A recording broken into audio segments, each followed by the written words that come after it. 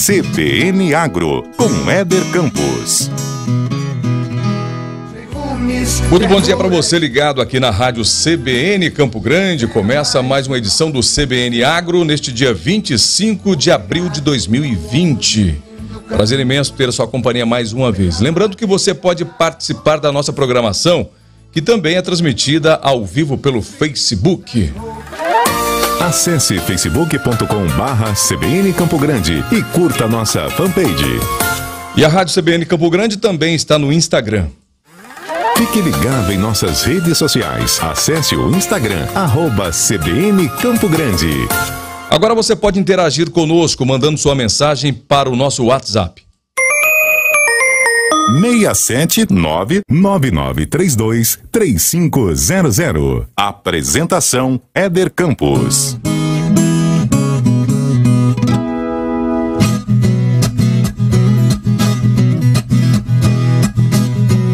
Muito bem, CBN Agro de volta neste sábado.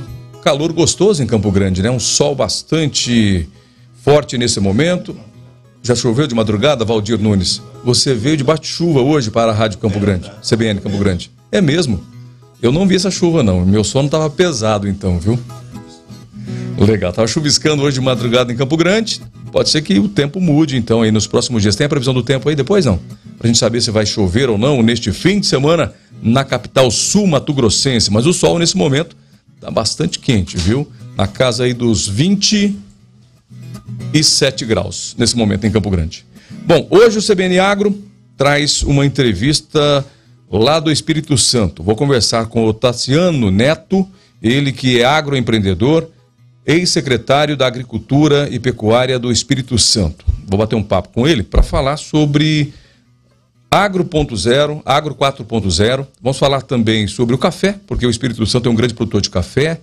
Até podemos falar sobre o petróleo também, porque o estado também é produtor de petróleo. Mas o nosso foco será o que nós teremos daqui para frente no setor agropecuário depois dessa crise, ou durante ela que estamos vivendo, né, a pandemia aí. O que deve mudar? Inclusive ontem, o dia 23, se não me engano, a ministra, né, ex-secretária nossa aqui do Mato Grosso do Sul, mas atual ministra da Agricultura, Pecuária e Abastecimento, Tereza Cristina Corrêa da Costa Dias, fez uma live falando sobre a agricultura pós-pandemia do Covid.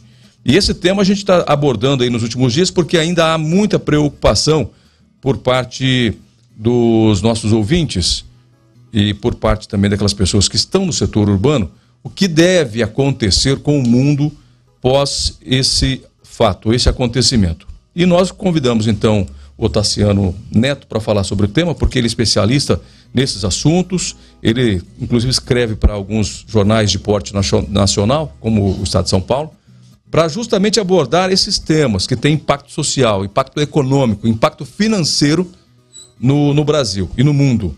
E o Tassiano Neto já esteve aqui em Campo Grande, viu? Não faz muito tempo não, já veio aqui a Campo Grande num simpósio que tivemos aqui durante a Expo Grande, viu?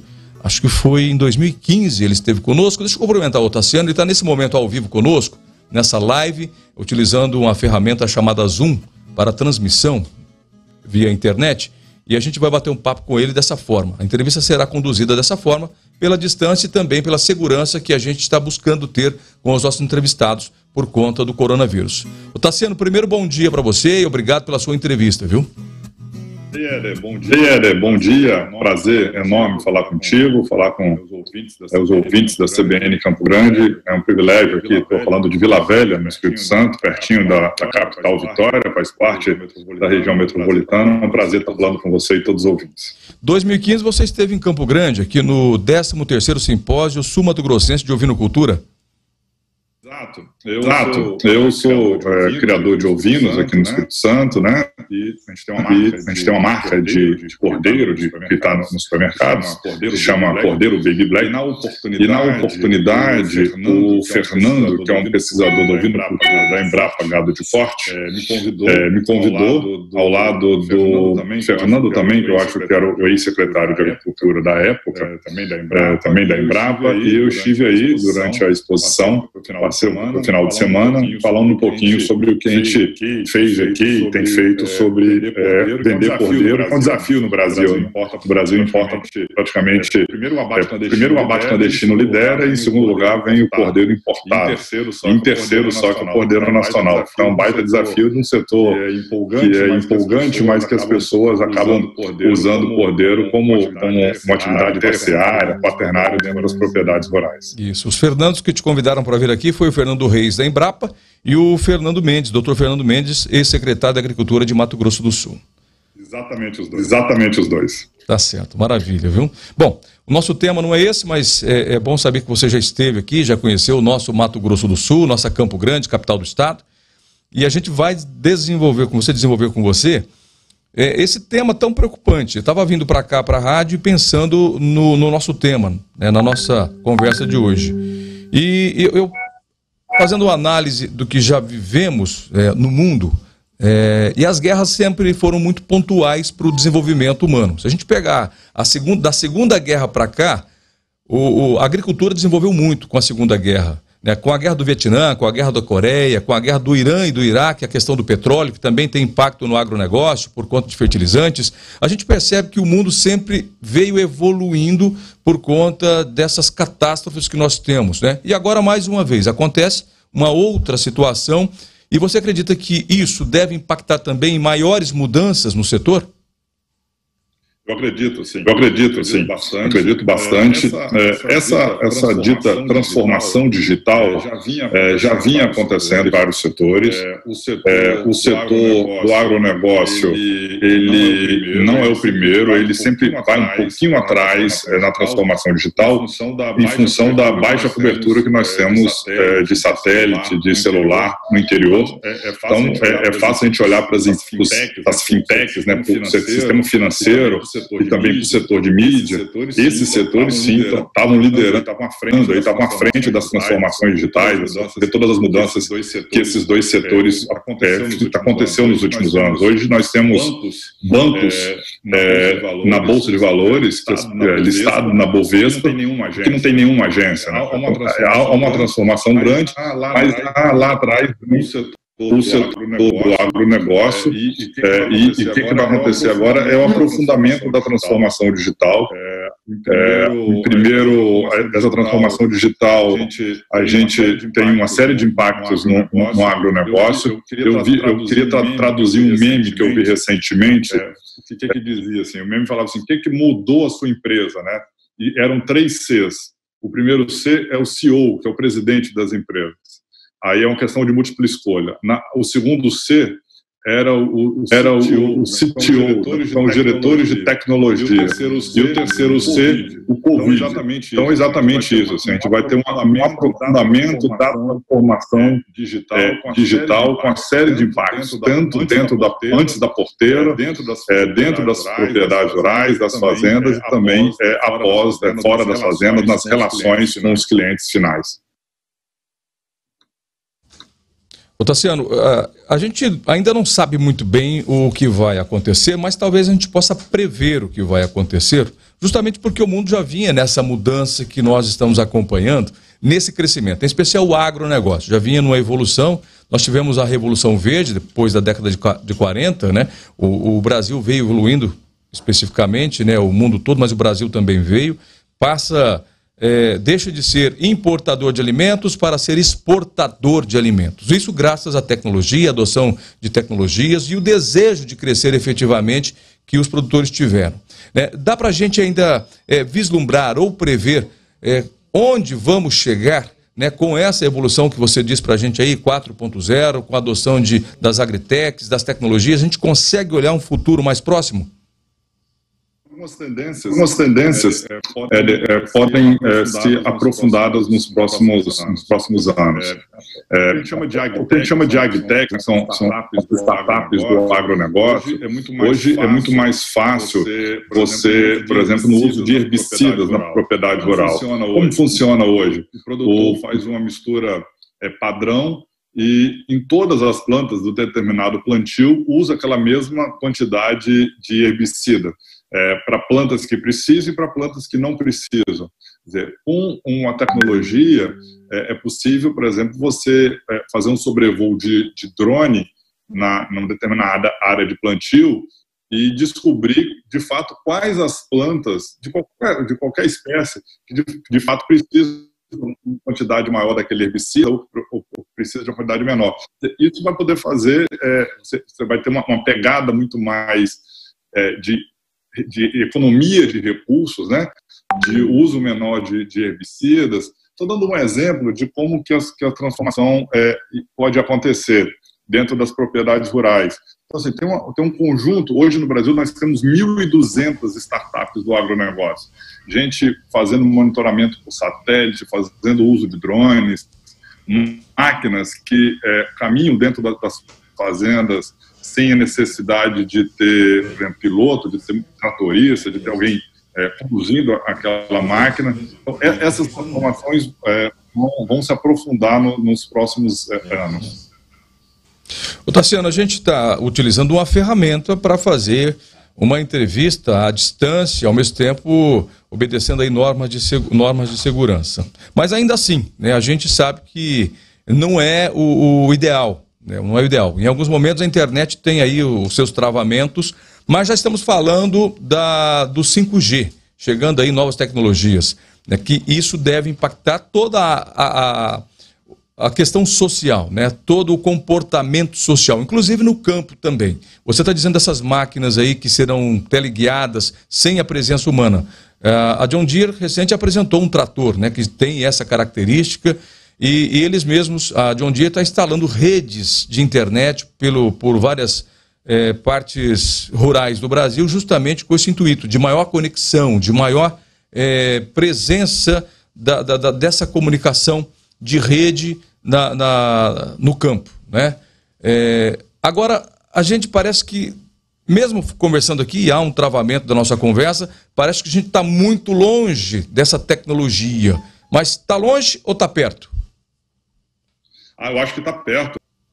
A tecnologia já é existente. A ampliação da cobertura de satélite, de celular, só vai ampliar. Acho que acredito que 5G também vai aprofundar, porque você ganha muito em qualidade.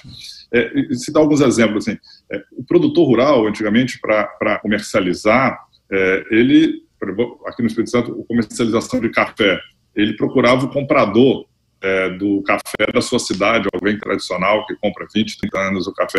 Hoje esse produtor pode, e já acontece isso, você pega o café, vende para o WhatsApp para um país da Europa e entrega pelo correio um pacotinho de 250 gramas, de 500 gramas de café.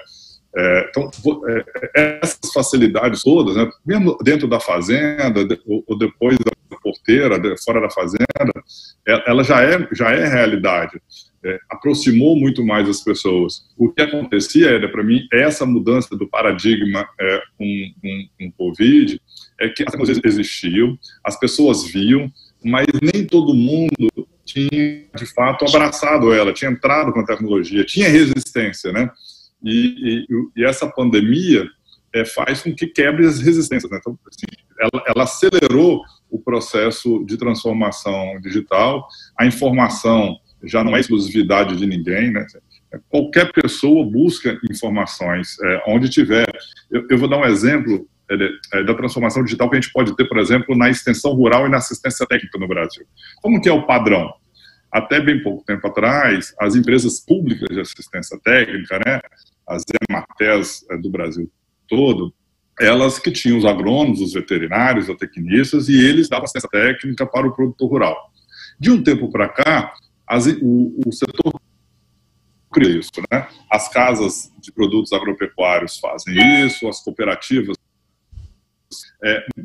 ajudando o setor público nessa assistência técnica. Mas existem ferramentas, eu vou dar um exemplo de uma ferramenta da IBM, chamado IBM Watson, que é possível, assim, em pouco tempo, o produtor rural que está na sua propriedade e detectou algum problema na soja, por exemplo, na folha do seu cultivar, e faz uma pergunta para o IBM Watson, e o IBM Watson consegue, em um segundo, olhar todos os livros toda a literatura disponível e dar a resposta de que é aquele problema, sabe? Então, isso está na mão. Né? O IBM Watson não é um projeto de futuro, isso é um projeto que já existe. O que, de fato, o que impede um pouco é a ruptura cultural, né? As pessoas aceitarem. Eu acho que a barreira tecnológica é do que a barreira cultural.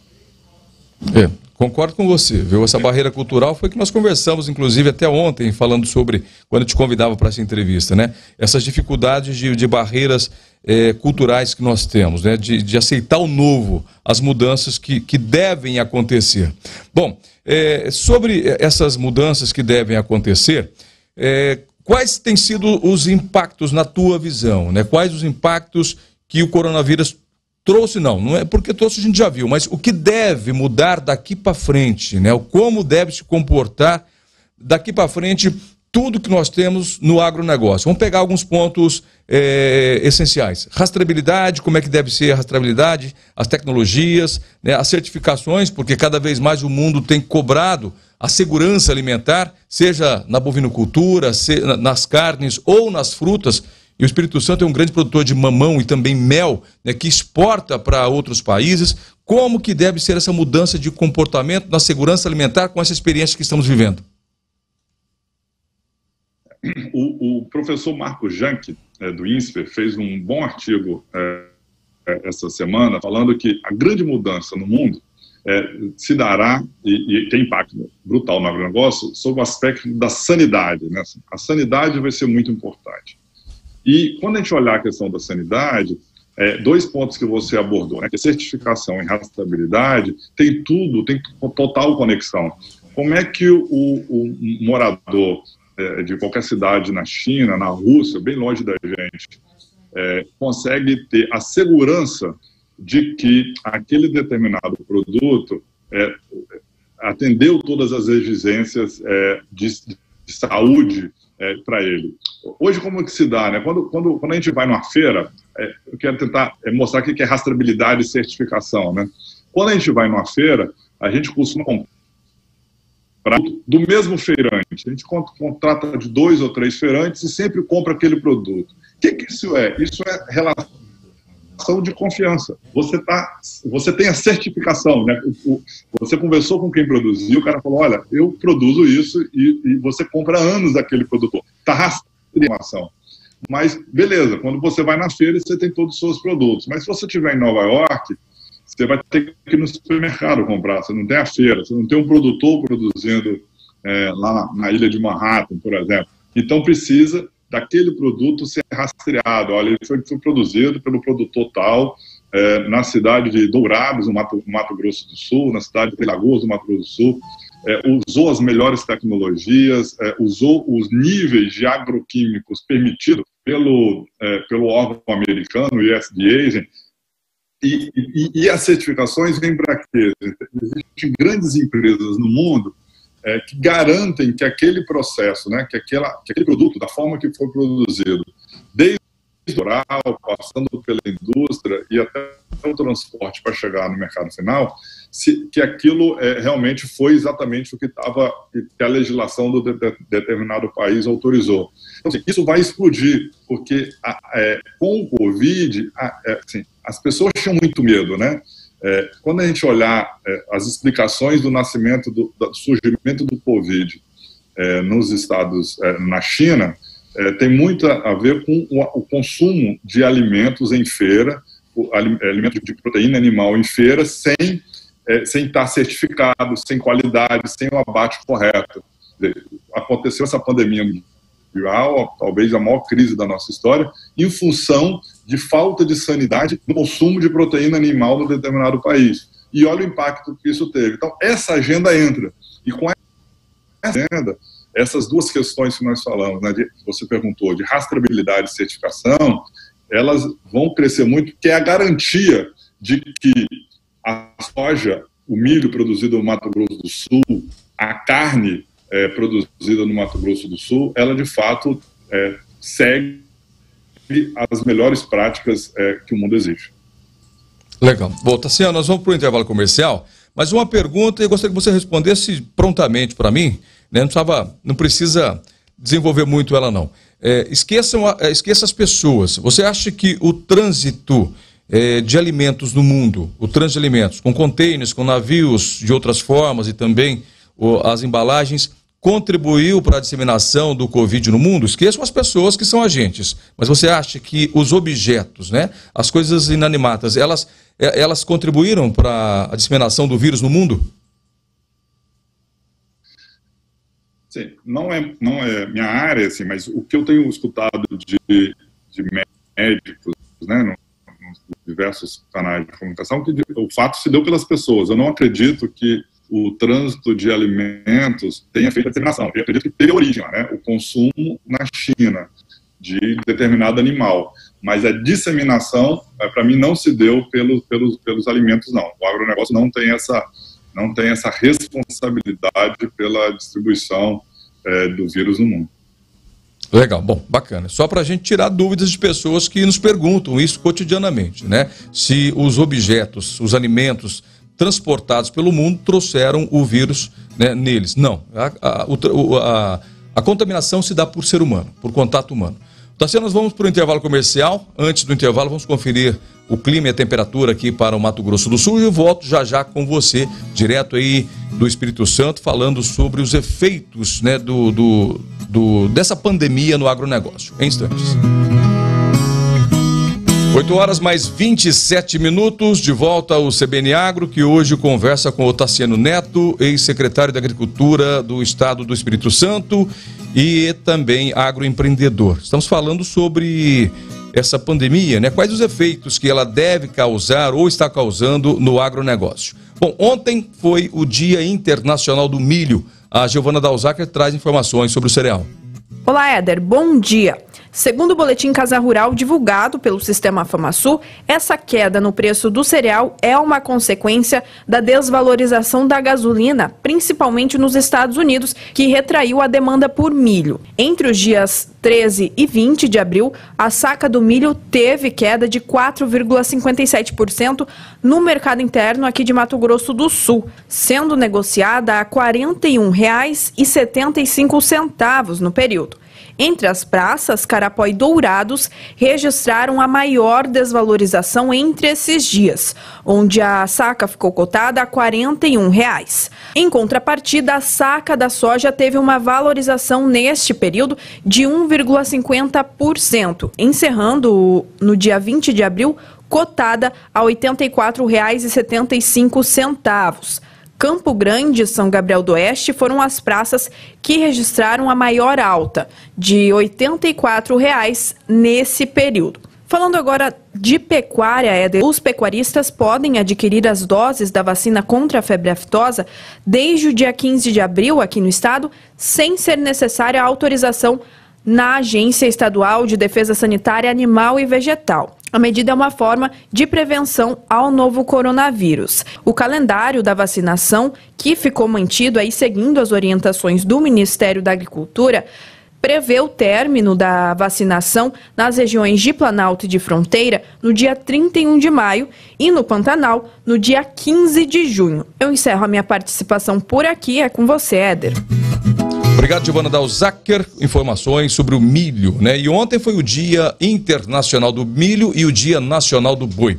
Bom, nesse momento vamos abrir espaço para as informações no Brasil e no mundo com o repórter CBN. Vamos ficar atualizados com as principais informações. Muito bem, de volta às 8h34 com o CBN Agro, que hoje conversa com o ex-secretário da Agricultura e Pecuária do Espírito Santo, Tassiano Neto, agroempreendedor, e que escreve para jornais de porte nacional, né, que traz aí sempre alguns conteúdos sobre o agronegócio para abordar assuntos e temas correlatos ao segmento. E nesta situação, claro, está todo mundo discutindo o mesmo tema, né? Efeitos do Covid. Essa semana, a ministra da Agricultura, Tereza Cristina, fez uma live falando sobre os efeitos da pandemia, né? Do coronavírus na agricultura. E a gente está sentindo que isso tudo tem impactado. Bom, antes da gente falar sobre temas bem determinados, Tassiano, apresenta para a gente, para o Brasil todo e para o Mato Grosso do Sul, o Espírito Santo. Eu sei que o Espírito Santo produz, já sei que produz ovinos, porque você é produtor de ovinos. Tem pecuária, tem também a produção de frutas, a produção de mel, o Espírito Santo é um grande produtor de mel, né? Petróleo também, né? Mas conta você pra gente quem é o Espírito Santo na balança comercial brasileira. Legal, Éder. O Espírito Santo tem somos 78 municípios. Dentro desses 78, nós temos em 70 municípios a agricultura como atividade principal. Dentro da agricultura, a cafeicultura é a base, ela é muito representativa, ela é muito importante, sobretudo do ponto de vista social aqui no Espírito Santo. E nós temos as duas cafeiculturas, né? A gente produz cafeicultura de altitude, o arábica na região serrana e o café conilon, o nosso robusta, na região norte, mais plana, divisa com o sul da Bahia. E nós somos fortes também na pecuária. Assim, a pecuária é relevante para o Espírito Santo, seja de corte, seja de... Pode não ser relevante para a pecuária brasileira, mas ela é importante na economia agropecuária interna do nosso estado. E assim como vocês aí no Mato Grosso do Sul, o setor de floresta plantada é muito relevante aqui no estado. Nós temos uma planta grande da Suzano aqui, que a antiga era Cruz Celulose, hoje Suzano, e pertinho aqui do Espírito Santo, na cidade de Mucuri, na Bahia, nós temos uma outra planta da Suzano. São duas plantas grandes da Suzano aqui no estado. Como a Suzano também tem operação aí no estado do Mato Grosso do Sul, isso é muito importante. E o petróleo, nós somos o segundo principal produtor do Brasil, perde para o Rio de Janeiro, e o petróleo tem uma participação relevante no estado, e nós temos uma capacidade de relações internacionais muito forte. O comércio exterior é forte no estado, com importação, seja com exportação. A Vale tem uma operação importante de exportação do minério do sudeste brasileiro, sobretudo de Minas Gerais, todo exportado pelo Espírito Santo. E nós temos a ArcelorMittal, que é outra planta industrial relevante de transformação de minério em aço, aqui também no estado. Então, assim, o Espírito Santo tem a base relevante social na agricultura, e a indústria é muito relevante. A indústria de serviço é muito relevante para a economia como um todo do nosso estado. Tá. Você falou do café, né? O café é muito forte aí no Espírito Santo. Concorre diretamente com Minas Gerais? Concorre, nós somos os dois maiores produtores. Minas, praticamente 100% de produção de arábica, e o Espírito Santo, bem menor que Minas, e com esses dois climas diferentes, a gente consegue produzir o arábica, mas a nossa grande força é no café conilon, né? O café mais resistente, parte mais baixa, mais resistente a baixos índices pluviométricos. Aqui nós temos, por exemplo, um trabalho do INCAPER, que é o nosso instituto de pesquisa, com cultivares de café conilon, conseguindo passar com 1.000 milímetros de chuva ao ano, 1.100. Evidentemente que o café conilon nosso é quase todo irrigado, mas você ser mais tolerante à seca e usar menos água significa que mesmo com irrigação você vai demandar menos água dos nossos rios, que é um ativo importante nessas mudanças climáticas que nós estamos vivendo. Cada dia a gente tem que olhar a água com mais atenção. Maravilha. Bom, vamos voltar para o nosso tema aqui, porque o nosso tempo está apertando, né? Já estamos aí a 7 minutos para finalizar o programa, e eu tenho ainda 3 assuntos para tratar com você que eu julgo muito importantes nesse momento, né? Não só nesse momento por conta do coronavírus, mas por conta do posicionamento no Brasil no fornecimento de alimentos para o mundo. Nesse momento é importante, mas de modo geral o Brasil tem uma participação, exporta para mais de 150 países, né? Então o Brasil é um país voltado para o setor primário, para a produção. Agora, ante esse cenário que a gente está acompanhando aí, né, o Brasil e poucos países terão aí uma sólida carta na manga, né, para cacifar aí a situação econômica, né, a economia brasileira, mais uma vez, e mundial, será salvo pelo setor rural, pelo agronegócio, já que a gente já tem uma participação muito efetiva, eu digo a gente, o setor rural, na balança comercial brasileira? Eu acho que o agronegócio vai ajudar muito. A expectativa desse ano é de uma queda de PIB geral de 5% na economia brasileira. Mas segundo o economista José Roberto Mendonça de Barros, de todas as atividades do Brasil, a única atividade econômica que não deve cair o PIB vai ser o agronegócio. Então, se tiver um setor que passará o ano de 2020 com um PIB positivo, com crescimento, vai ser o setor do agronegócio. Eu acho que não é suficiente para segurar o Brasil, para segurar o desemprego no Brasil. Assim, a crise é brutal, a maior crise da nossa história, mas ela vai minimizar os impactos do Covid. Assim. A gente vai ver uma ampliação do desemprego enorme no Brasil, e se o cenário do Zé Roberto, de um PIB positivo para o agronegócio, é um luxo, né? O Brasil caindo 5%, e se o agronegócio der 0,1%, já é extraordinário e muito relevante para o país. Tassiano, eu sempre digo aqui no programa que o agronegócio brasileiro é a geni da economia, né? Alusão àquela música do Chico Buarque de Holanda, a geni. Né? Mas se nós pegarmos, e por que eu estou falando isso? Vamos pegar a agenda ambiental, por exemplo. Nós tínhamos muitas críticas recentes agora no governo Bolsonaro sobre a questão do ministro da Agricultura, o novo ministro do Meio Ambiente, esses temas recorrentes sobre liberação de agroquímicos, a questão de desmatamentos, e nós tínhamos uma força muito contrária, e temos ainda uma força muito contrária à produção brasileira por essa questão ambiental. Você acha que essa agenda agora ambiental vai ganhar força? Acho que ganha muita força a agenda ambiental. Eu estou vendo fundos, por exemplo, fundos de investimento em empresas, olhando para empresas que têm práticas ambientais mais adequadas e orientando os seus investimentos para empresas que têm práticas ambientais adequadas. No Brasil, nós temos de tudo, né? Assim, nós temos um código florestal que é importante, que é super moderno. Eu vou dar um exemplo de um setor forte no Mato Grosso do Sul, mais uma vez, que é o setor de florestas plantadas. Onde tem eucalipto, floresta plantada, nós temos 50% de preservação. As empresas utilizam 50% das fazendas e os outros 50%, o APP, reserva legal, fica de preservação. O Código Florestal brasileiro já determina, em maior parte do Brasil, 20%. E a gente só utiliza, para a agricultura, 8% do nosso território. Enquanto países na Europa utilizam mais de 50%. Mas a gente tem um problema, assim, a gente comunica muito mal. Por quê? Evidentemente que a gente preserva, né? Eu acabei de citar os números, mas tem gente que faz coisa errada, assim, e que desmata em área que não pode. Então acaba que o lado ruim acaba se sobressaindo, né? Então o que a gente precisa é melhorar a comunicação do setor, melhorar a forma de nos vender, mostrando que não existe país no mundo que cuida melhor do meio ambiente do que a agricultura brasileira. E tirar quem atrapalha a nossa imagem, que tem muita gente ainda que atrapalha a nossa imagem. Mas essa agenda ganha força no mundo todo, ainda mais agora na pós-pandemia. Legal, Tassiano, para a gente finalizar aqui, nós temos 2 minutinhos aqui para finalizar o programa, que daqui a pouquinho o Paulo Cruz já chega acelerando com o CBN Motors. Outra coisa, outro tema que você aborda, e aborda muito bem, é a questão da produtividade desequilibrada no Brasil.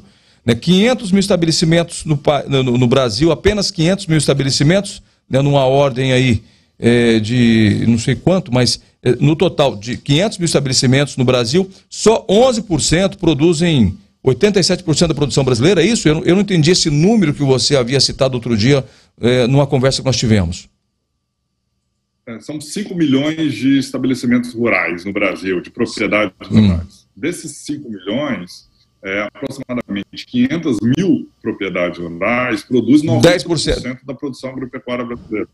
10% das propriedades produz 90% dos produtos. Sim, então, é uma discrepância absurda. Se a gente olhar, por exemplo, para a pobreza rural no Nordeste, né, 25% dos produtores rurais no Nordeste brasileiro são analfabetos.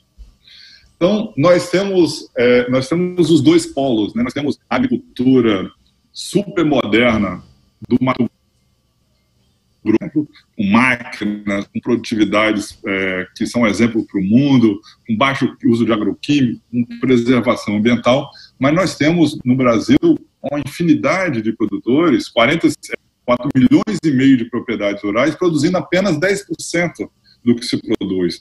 Então, é um paradoxo, né? E quando a gente vende a imagem do Brasil, a gente vende a imagem do Brasil dos 10%, dos 500 mil propriedades, que é um sucesso, de fato, é um exemplo mundial. mas é importante, usando a expressão do professor Zander Navarro, olhar para a impressionante heterogeneidade estrutural na economia agropecuária brasileira. Assim, nós temos um monte de gente que não produz, que produz por subsistência. Nós temos 1 milhão de assentamentos rurais. Tem assentamento produtivo, eu conheço alguns no Espírito Santo, mas boa parte dos assentamentos rurais no Brasil, a pessoa utiliza o seu lote de terra para morar, trabalha nas propriedades vizinhas, trabalha na cidade e mora no assentamento. Assim. Essas duas agriculturas, né? Assim como nós temos a agricultura do meio ambiente, uma de super sucesso e uma que tem problema de fato, no desmatamento na Amazônia, na produção agropecuária nós temos uma que é padrão mundial e outra que produz muito pouco e é praticamente agricultura de subsistência. Maravilha. Meu amigo, muito obrigado pela sua entrevista. O Paulo Cruz já está chegando aqui para acelerar, né? Já está me acelerando atrás de mim já, que está acelerando para começar o programa CBN Motors. Senta aí, Paulo Cruz, vamos bater um papo antes de eu entregar aqui. Deixa eu despedir aqui do Otaciano Neto, né, ex-secretário da Agricultura do Espírito Santo, que nos deu uma visão macro do que esse efeito coronavírus deve trazer de benefício, viu? Porque ele só falou de coisas boas, viu, Paulo Cruz? Do que deve trazer de positivo pra gente, viu, Paulo? Eu estou doido só para comer o carneiro, né? O carneiro? Que ele falou que é um grande produtor de carneiro. Um grande produtor, né? Não é qualquer carneiro, não. Não é viu? qualquer carneiro. Não, né? não. Então é um cordeiro, né? É aquele carneiro mais chique, né? Eu sou um grande apreciador dessa carne. Você sentiu a cantada aí, né, Otaciano? O Otaciano, a próxima vez que vier para Campo Grande, já traz um na mala, já carneado, temperado, que a churrasqueira tá pronta aqui, viu? Maravilha. Ele não tá te vendo, viu? Porque tá vendo sim, o Paulo Cruz não tem como ver. Mas, como é que é? Apareceu o Paulo Cruz. Beleza, é o cordeiro Baby Black. Eu ouvi. É o Baby Black. Ele é Dorper? Otaciano? Santinês. Dorper com Santinês. Maravilha. Nós também temos o Dorper com Santinês aqui. Bom, vamos lá no Espírito Santo, então. Aproveitar, a gente vai para a praia. Né? Tomamos um café, um bom café. Comemos uma boa carne de cordeiro. Nossa, tá feito o pacote. Ficamos na praia. Nossa senhora. Tá maravilha. Feito. Mas é muito bacana a gente, né, ver uma pessoa, um executivo, né, do agro dando esse alento pra gente, né? A gente sabe que está toda essa crise instalada, mas a expectativa da gente sair dela é grande também, né? E com atitudes, você falou muito de tecnologia, né? Então isso tudo a serviço do homem do campo é o que vai mandar, né, meu amigo? A gente a gente está vendo as máquinas que estão no campo, que você tem mostrado pra gente aqui. Sim, né? sim. As máquinas que estão aí no campo. Otaciano, deixa eu me despedir de você e te agradecer. Obrigado, um abraço, viu? Até a próxima oportunidade. Bom conversar com você. Muito obrigado, viu, pelo convite, pela oportunidade. Um abraço a todos aí os amigos de Campo Grande, um abraço a todos os ouvintes da CBN Campo Grande. Fiquem com Deus. Legal. Você também, obrigado, viu? Paulo Cruz, você emagreceu, Paulo Cruz. Rapaz, eu tô lá em casa, você sabe aquela síndrome da estrela cadente, né? Isso acontece com você? Não. Cada vez que eu passo, minha esposa faz um pedido. E aí eu não paro de trabalhar, meu amigo. Tchau, gente. Um abraço, muito obrigado a todos. Na sequência, Paulo Cruz. Qual é o assunto de hoje, Paulo? Rapaz, hoje nós vamos falar, é muito importante, a gente vai falar sobre a reprogramação da injeção eletrônica do carro e também de máquinas agrícolas. Isso significa mais potência, menos emissão, né, e economia. E dá para fazer tudo isso com muita segurança. A gente está com o pessoal da Strike Brasil e vai ser realmente um papo muito legal e você pode tirar todas as suas dúvidas sobre esse assunto. É muito bacana. Tô te ouvindo, tá? Abraço, gente. Tchau. CBN Agro, com Éder Campos.